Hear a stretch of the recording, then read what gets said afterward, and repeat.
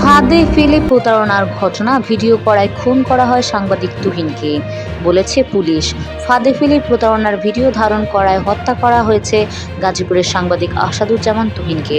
আজ শনিবার দুপুর 12:30টায় নিজ কার্যালয়ে এ তথ্য প্রকাশ করেন পুলিশ কমিশনার। বলেন, গত বৃহস্পতিবার সন্ধ্যায় বাদশা নামের এক ব্যক্তি ব্যাংক থেকে 25,000 টাকা তুলে ফিরছিলেন।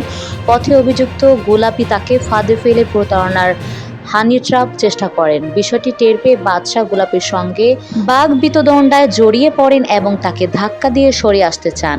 এ সময় আগে থেকে ওৎ পেতে থাকা অন্য আসামিরা বাদশাকে কোপাতে শুরু করেন। প্রাণ বাঁচাতে বাদশা দৌড় দিলে ঘটনাটি পেশাগত দায়িত্বে থাকা ভিডিও করেন সাংবাদিক আসাদুজ্জামান তুহিন। কমিশনারের ভাষ্য, ভিডিওটি দেখে ফেলেন আসামিরা। তারা তুহিনকে ভিডিওটি মুছে ফেলতে বলেন, কিন্তু তিনি রাজি হননি। এক পর্যায়ে তারা ধারালো অস্ত্র দিয়ে তুহিনকে কুপিয়ে হত্যা করে পালিয়ে যান। পুলিশ কমিশনার বলেন, ঘটনার 24 ঘন্টার মধ্যেই আইন শৃঙ্খলা রক্ষা বাহিনী হত্যাকাণ্ডে জড়িত 7 জনকে গ্রেপ্তার করেছে।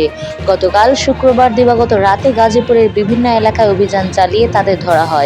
এর মধ্যে একজনকে গ্রেপ্তার করেছে র্যাব, অন্য 6 জনকে গ্রেপ্তার করেছে জিএমপি। সিসিটিভি ক্যামেরা ফুটেজে আমরা 8 জনকে চিহ্নিত করেছি। অন্য একজন রয়েছেন, তাকেও দ্রুত সময়ের মধ্যে গ্রেপ্তার করতে পারব। সংবাদ সম্মেলনে নাজমুল করিম খান বলেন, পুলিশের একার পক্ষে অপরাধ দমন সম্ভব নয়।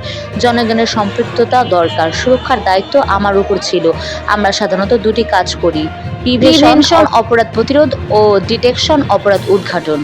প্রিভেনশনটি আমরা করতে পারিনি। প্রিভেনশনটি সব সময় করা যায় না। বিশ্বের কোনো দেশে ক্রাইম শূন্য নামানো সম্ভব হয়নি। তাই শত চেষ্টার পরও অপরাধ হয়ে যেতে পারে। যে ঘটনাটি ঘটেছে তার জন্য আমরা দুঃখ প্রকাশ করছি। পুলিশ কমিশনার বলেন, ময়নাতদন্তের প্রতিবেদন হাতে পেলেই 15 দিনের মধ্যে অভিযোগপত্র দেওয়া হবে। দ্রুততম সময়ে মামলার বিচার সম্পন্ন করে সর্বোচ্চ শাস্তি নিশ্চিত করা হবে।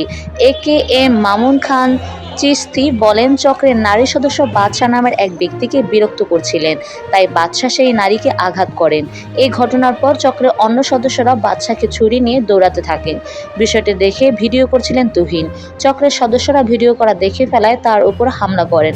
গ্রেপ্তার মোহাম্মদ স্বাধীন পাবনার ফরিদপুর উপজেলার নূর মোহাম্মদের ছেলে, বর্তমানে নগপাড়া মোহাম্মদ আলীর ভাড়াটে। গাজীপুর মহানগর ব্যস্ততম চান্দনা চৌরাস্তা এলাকায় বৃহস্পতিবার রাত 8টার দিকে একটি মার্কেটের ভেতরে প্রকাশ্য সাংবাদিক আসাদুজ্জামান তুহিনকে কুপিয়ে হত্যা করা হয়।